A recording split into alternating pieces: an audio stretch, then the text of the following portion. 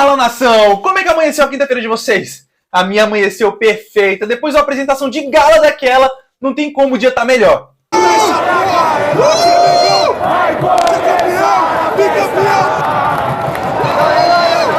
Ei, cara, e se você caiu aqui de paraquedas nesse canal, não esquece de deixar o seu like, de se inscrever, dar um joinha, comentar. Garanto que você vai gostar do conteúdo. Fica aí até o final. Eu prometo que você não vai se arrepender, hein?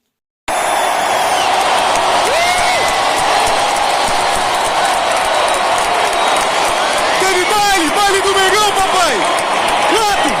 Quanto? Elizinho! Que torcida é essa, meu amigo? Segura a gente no Brasileiro! E é isso, nação! O Flamengo goleou o Juventude por 4-0 aqui em Brasília, com direito a show no primeiro tempo, espetáculo de 20 minutos impressionantes de Flamengo à lá 2019 e com o recorde de público pagante no estádio Mané Garrincha. E é isso mesmo que você ouviu, 65 mil pessoas pagantes no jogo de ontem aqui em Brasília. O maior número de pessoas pagantes que tinha acontecido até então tinha sido o jogo entre Flamengo e Palmeiras, 64 mil e aproximadamente 500 pessoas pagantes, sendo que lá teve mais gente dentro do estádio, porque no estado do Rio de Janeiro existem muitas gratuidades, então lá eles tiveram um público total de 69.997 pessoas presentes no estádio, formando assim o número 1 em questão de pessoas presentes, de público dentro do estádio. Aqui em Brasília ficou sendo o segundo maior público presente, porém o primeiro em questão de pagantes. Então o Flamengo bateu mais esse recorde aí. A gente está com as duas primeiras partidas com maior público, as duas primeiras partidas com maior número de pagantes. E Brasília tem se mostrado cada vez uma opção muito viável para o Flamengo mandar os seus jogos quando o Maracanã estiver parado. Se você pegar as duas partidas que aconteceram aqui no fim de semana e essa de quarta-feira, a gente vai ter aproximadamente 100 mil pessoas de público pagante nesses jogos. A gente teve cerca de 35 mil pessoas no jogo do fim de semana contra o Curitiba e agora 65 mil pessoas nesse jogo contra o Juventude.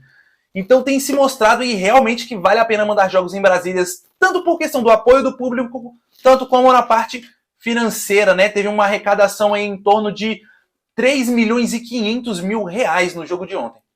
E falando de futebol, o Flamengo teve um espetáculo de jogo ontem, onde a gente teve 20 minutos arrasadores. E quando o relógio marcava 17 minutos, o Flamengo estava marcando o seu terceiro gol, fazendo um placar em 3-0 em 17 minutos, basicamente aniquilando a partida ali, já resolvendo todo o problema do jogo em 17 minutos. Mas para falar do jogo, vamos comentar a escalação do time do Flamengo, que tem se mostrado a escalação titular do Dorival Júnior, já que ele tem escolhido esses jogadores para os jogos mais importantes, né? Ele escolheu esse mesmo time para jogar contra o Atlético Mineiro no jogo de volta da Copa do Brasil. Aí poupou o que seriam os titulares para o jogo contra o Curitiba. E ontem ele entrou com o que deve ser basicamente o time titular dele, que é goleiro Santos no gol, que tem se mostrado um goleiro muito confiante, seguro, que não tem dado muitos problemas. Um quarteto defensivo formado por Léo Pereira, Davi Luiz, Rodinei e Felipe Luiz. E aqui eu vou dar o meu braço a torcer, porque eu fui um dos que pegou pesado e critiquei bastante o sistema defensivo do Dorival. Apesar de eu achar que ainda tem jogadores do banco melhores do que esses, mas eu tenho que dar o braço a torcer aqui e falar que eles jogaram muito e vêm jogando muito. E se tá jogando bem e não tá comprometendo, realmente tem que manter em campo.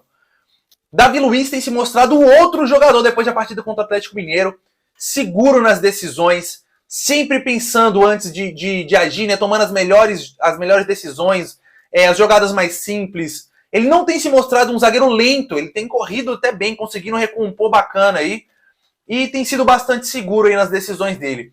O Léo Pereira também parece que aquela dúvida, parece que toda vez que ele recebia a bola, ele tinha dúvida, eu vou chutar, eu vou tocar, eu vou dar um balão, o que eu faço? Parece que essa insegurança passou e ele tem cada vez mais se firmado ali e mostrado para que veio no Flamengo, né? Já são 2 temporadas onde ele não tinha jogado muita bola, finalmente conseguindo mostrar aí o seu melhor futebol no Flamengo. Felipe Luiz tem jogado bem ali na lateral esquerda, cara, e ele tem jogado de lateral, né? A gente tinha acostumado a ver o Felipe Luiz jogando de terceiro zagueiro ali pela esquerda. Ele tem jogado com o Dorival como lateral esquerdo, apoiando bastante, subindo bem, ajudando principalmente naquela construção ali, quem vem do lado e indo pro meio, né? Tem jogado bastante ali o Felipe Luiz. E como a gente tá com um déficit de jogador no time principal no lado esquerdo, a gente não tem um cara efusivo ali na ponta esquerda, ele tem subido bastante. Agora o destaque principal da linha defensiva vai ter que ficar pro Rodinei. Que partida incrível que o Rodinei fez ontem. Eu critico bastante o Rodinei defensivamente como um jogador defensivo muito fraco. E eu não acho que ele mudou da noite pro vinho, eu ainda acho que ele tem os seus problemas defensivos, mas ontem o Rodinei fez uma partida excelente ofensivamente e muito boa defensivamente, recompondo muito rápido, conseguindo fazer ótimas antecipações. E, cara, ele ajudou bastante ali quando a gente tomava um pouquinho de sufoco, ou quando o time do Juventude tentava esboçar algum contra-ataque, dava um jeito logo de se antecipar, roubar a bola, matar a jogada. Rodinei, bela partida defensiva no jogo de ontem. E o nosso meio de campo tem sido formado pela nossa joia, João Gomes, e pelo Thiago Maia, que tem feito jogos excelentes. João Gomes se mostrando um dos jogadores principais do Flamengo. O número de desarme do João Gomes, a média de desarme dele nesse Campeonato Brasileiro é coisa ridícula, é absurdo o que ele tem feito nos jogos. E quando você assiste o cara em campo, eu tava lá assistindo o cara no estádio ontem, a raça, a disposição, o tempo de bola desse moleque, ele é acima da média, esse moleque é muito bom. Thiago Maia também tem subido de produção, nada muito brilhante, mas ele também tem jogado muito bem ali na função de primeiro volante. E os nossos meios de criação têm sido Everton Ribeiro e Arrascaeta, os dois jogando em posições diferentes do que é usual. O Everton Ribeiro não é mais aquele meia pela direita, agora o Everton Ribeiro é uma espécie de motor aí desse meio campo do Flamengo. Tem jogado muito o Everton Ribeiro, ele está participando de toda a construção das jogadas. Ele tem ficado majoritariamente no meio ali do campo, ele não tem ficado mais pela direita, né? Até porque o Gabriel está ocupando muito aquela faixa direita do campo, mas ele tem construído muito, e sempre com jogadas bem trabalhadas, toques de primeira, boas enfiadas de bola. Everton Ribeiro tem evoluído bastante no time do Flamengo. E o Arrascaeta tem jogado cada vez mais pisando na área, né? O Arrascaeta está muito mais próximo dos atacantes, ele está muito bem ali perto da área, fazendo gols, onde ele rende melhor, fazendo gols e dando assistências. Não fez um excelente jogo ontem, porém o Arrascaeta é fora de série, a gente não precisa aqui ficar esperando que ele vá decidir todo o jogo, até porque o time jogou muito bem ontem. E o nosso ataque tem sido formado por Pedro e Gabriel, a dupla que vai dar o que falar nesse 2022, os caras estão muito entrosados, estão jogando o fino da bola, e cara, Pedro tem se mostrado extremamente importante para esse time do Flamengo. E cara, eu quero deixar aqui 1000 elogios e avaliar da melhor forma possível a partida do Gabriel Barbosa, que jogo do Gabriel Barbosa, que entrega do Gabriel Barbosa, como ele tem contribuído pro coletivo, cara. Tem dado assistência, não tá fazendo questão de ser o protagonista, tem corrido muito, marcado, criado, ocupado muito bem aquela faixa direita do campo ali. Vamos destacar aqui alguns pontos sobre a partida de ontem. Eu acho que eu já deixei claro aqui no começo do vídeo a importância da torcida e o quão representativo foi esse estádio lotado, barulhento, e eu acho que isso contribuiu muito para aqueles 20 minutos arrasadores do Flamengo no começo do jogo ali. Muita pressão, torcida apoiando o tempo inteiro, cantando o tempo inteiro. 65 mil pessoas no estádio não é para qualquer um, ainda mais para o estado que não é o estado da onde o time é. E outro ponto importantíssimo para se falar sobre o jogo de ontem foi a estreia do Everton Cebolinha. O Cebolinha estreou ontem, fez uma partida boa, não foi uma partida excelente, ele tem se mostrado muito participativo, não conseguiu fazer gol, mas deu uma assistência.